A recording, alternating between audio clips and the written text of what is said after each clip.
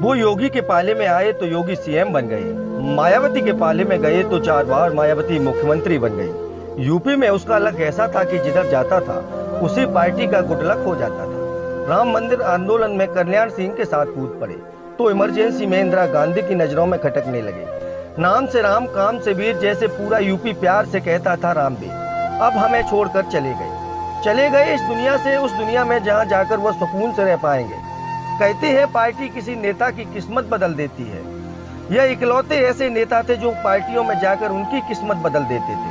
5 minute में रामवीर उपाध्याय की ऐसी कहानी जिसकी संतुलन पर दुरुस्त थी बिजली, सड़क और पानी। रामवीर उपाध्याय ने अपने जीवन में क्या कमाया उसे बताने के लिए सिर्फ एक लाइन ही काफी है। जिनकी तूती आगरा से लेकर मथुरा तक बोलती हो, लोग पूछते हैं कौन है रामवीर उपाध्याय, तो कहिएगा वो हारी हुई बाजी भी जीत ले, वो है रामवीर उपाध्याय। कोई एक बार विधायक बन जाए तो ढोल पीटने लगता है। रामवीर उपाध्याय 5 बार हाथरस की अलग अलग विधानसभा सीटों से विधायक रहे। साल 1996, 2002, 2007, 2012, 2017 में लगातार 5 बार विधानसभा चुनाव जीते। बसपा सरकार में 4 बार कैबिनेट मंत्री रहे। हालांकि पार्टियां बदलते रहे, ठिकाना बदलते गए, लेकिन जिस भी पार्टी में गए उसके लिए गुड लक लेकर आए। रामवीर उपाध्याय क्या चीज थे यह आप तभी समझ पाएंगे जब आप हमारी पूरी रिपोर्ट देखेंगे। बीजेपी ने रामवीर उपाध्याय को राजनीति में डायरेक्ट एंट्री का रास्ता दिया। तब राम मंदिर का आंदोलन चरम पर था तो रामवीर उपाध्याय इसमें भी कूद पड़े।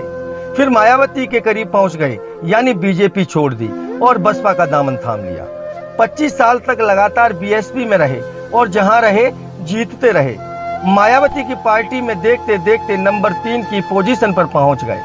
25 सालों में बीएसपी ने उनका कद सतीश चंद्र मिश्रा के बराबर पहुंच गया। बसपा में रामवीर उपाध्याय कद्दावर नेता थे और कई बार मंत्री भी रहे। 1 अगस्त 1957 को हाथरस के बागोली गांव में रामचरण उपाध्याय के घर जन्मे रामवीर उपाध्याय हर चुनौती को हंसते हंसते पार कर जाते थे। उन्होंने ग्रेजुएशन और एलएलबी तक की पढ़ाई की। उसके बाद गाजियाबाद में वकालत करने आ गए। साल 1990 के बाद वो राजनीति में सक्रिय हुए।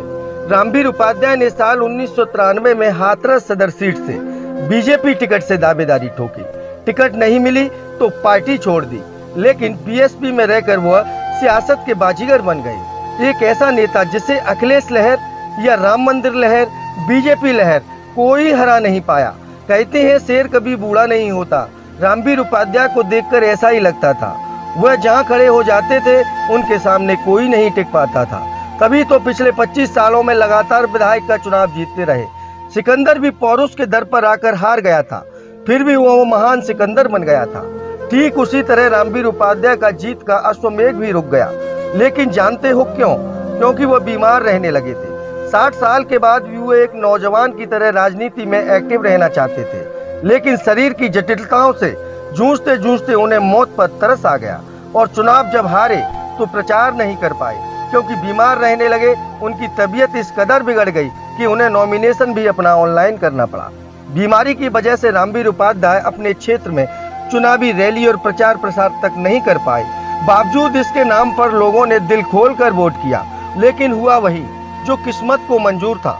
करीब 6000 वोटों से रामवीर उपाध्याय चुनाव हार गए। बहुत अफसोस हुआ उन्हें, क्योंकि प्रचार प्रसार करने उतरते तो तस्वीर कुछ और होती। रामवीर उपाध्याय हारकर भी बीजेपी के लिए लकी साबित हुए। उनके दबदबे की वजह से मथुरा की 5 सीट बीजेपी जीत गई। आगरा की सारी सीटें बीजेपी के नाम रहीं। पिछली बार जिन सीटों को बीजेपी मुश्किल से जीती थी, इस बार वहां जीत का अंतर 40,000 से ऊपर रहा। भले ही रामवीर उपाध्याय के खिलाफ आरएलडी के प्रत्याशी ने जीत का परचम लहराया, लेकिन वो जीत रामवीर उपाध्याय की हार से फीकी निकली। बीमार होने के बावजूद उन्होंने चुनाव में अपनी राजनीति जीवन के सर्वाधिक 98,437 वोट हासिल किए। रामवीर उपाध्याय के लिए यूं ही नहीं कहा जाता, वह शेर हैं और शेर का कोई आसानी से पटकनी नहीं दे सकता। मतलब साफ है, बीमारी के बाद भी प्रदीप चौधरी पर रामवीर उपाध्याय ही भारी पड़े। रामवीर उपाध्याय की हार के पीछे उनके अपनों का भी धोखा भी जिम्मेदार रहा, जिनके लिए रामवीर उपाध्याय ने दिन देखा न रात। वह उनके बुरे वक्त में उनका साथ छोड़कर चले गए, लेकिन बेटे चिराग बेटी नीति ने इस कमी को पूरा किया। रामवीर उपाध्याय जैसे नेता बिरला होते हैं जो फुल कॉन्फिडेंस के साथ अपनी जीत चुनाव से पहले ही पक्की कर देते हैं।